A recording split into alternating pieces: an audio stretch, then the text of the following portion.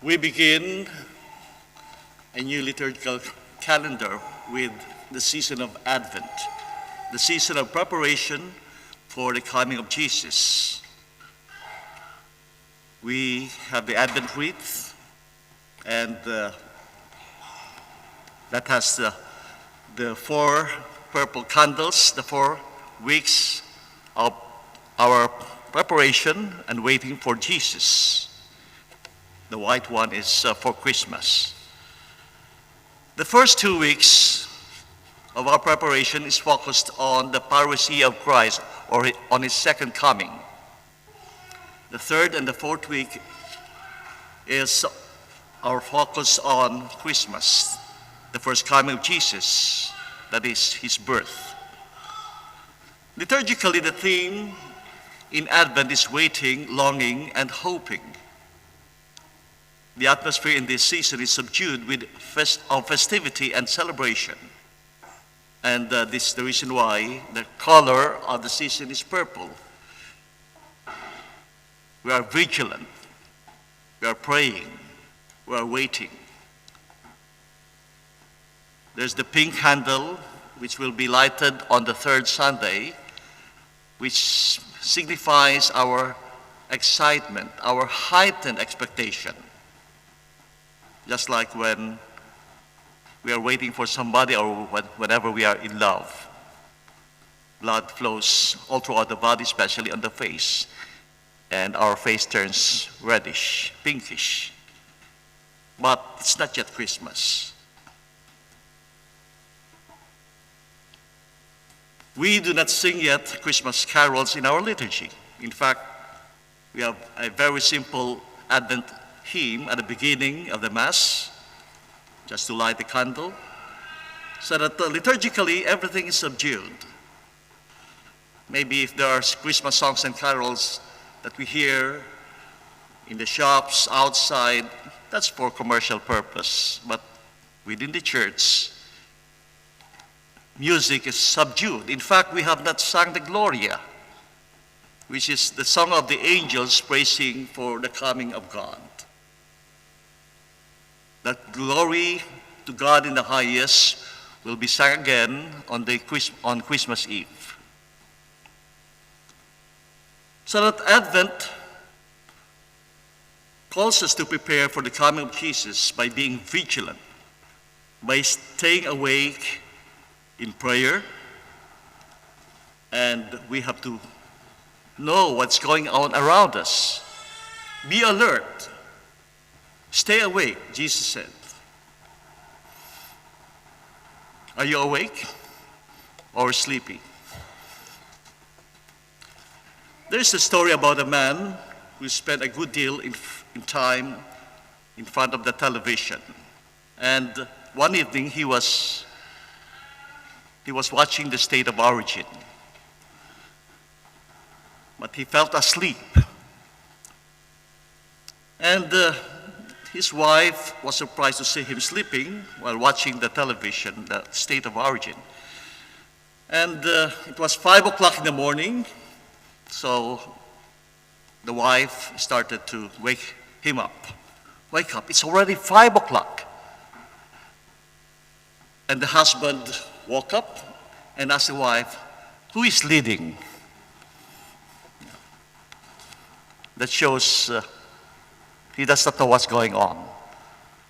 The game is over, and he will not know who has won. And this anecdote happens to many of us, as it will happen over and over again to many people, if we are always sleepy or sleeping, unaware of what is going on.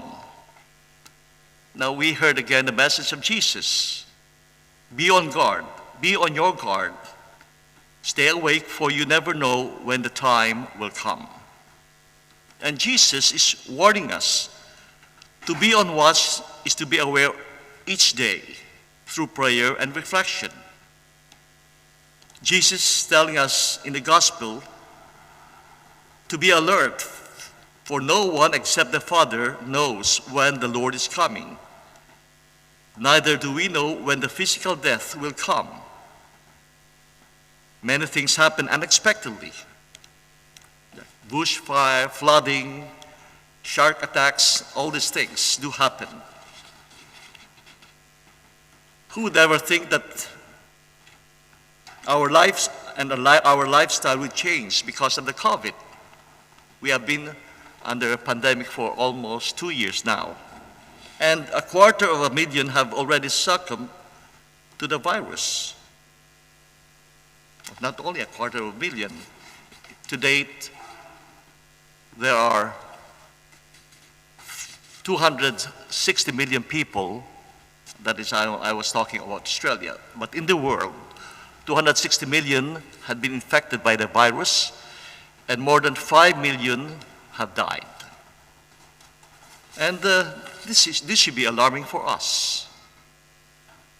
Jesus is telling us to keep awake and be watchful while we are waiting for his return. So that we have to realize that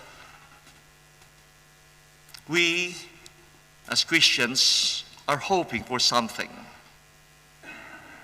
That despite all these calamities, despite all these pandemics, and whatever dreadful things that is going on in life, there's something positive that will come. Why? Because God is coming, God will be with us, and God is always with us.